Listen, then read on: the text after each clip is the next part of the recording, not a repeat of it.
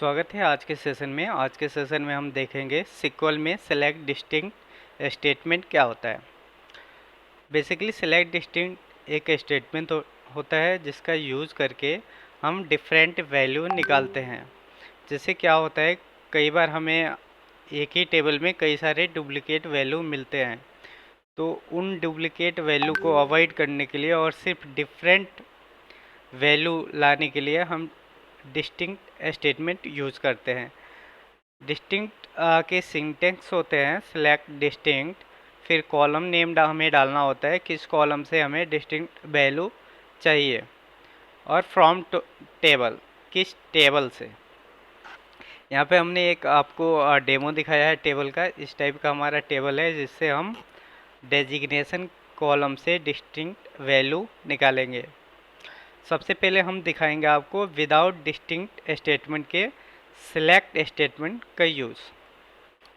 तो चलिए सबसे पहले हम न्यू क्वेरी कर लेते हैं।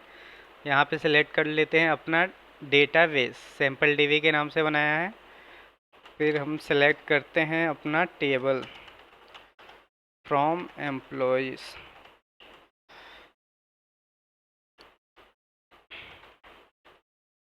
ये हमारा टेबल है जिसमें इतने सारे डेटा है एम्प्लॉय का।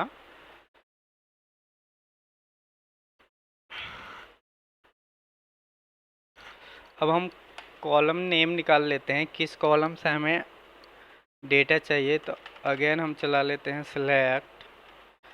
हमें डेजिग्नेशन वाले कॉलम से डिस्ट्रिक्ट वैल्यू निकालना है। तो पहले अभी हम कर रहे हैं विदाउट डिस्टिंक्ट के। सिलेक्ट डेजिग्नेशन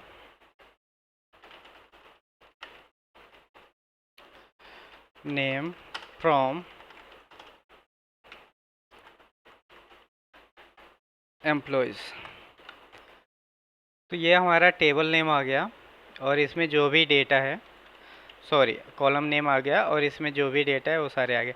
इसमें देखिए कई बार टीचर वाला डेजिग्नेशन हो, कई बार रिपीट हुआ है, तो हमें इस डुप्लिकेट वैल्यू को अवॉइड करना है और सिर्फ डिफरेंट वैल्यू हमें चाहिए। हमें क्या करना है, डुप्लिकेट वैल्यू को अवॉइड करना है और सिर्फ डिफरेंट वैल्यू निकालना है। तो इसके लिए हम यूज़ करेंगे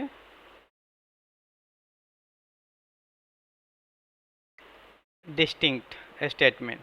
तो चलिए हम दिखाते हैं।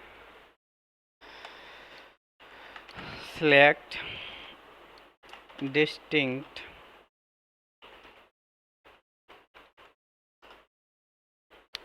डेजिग्नेशन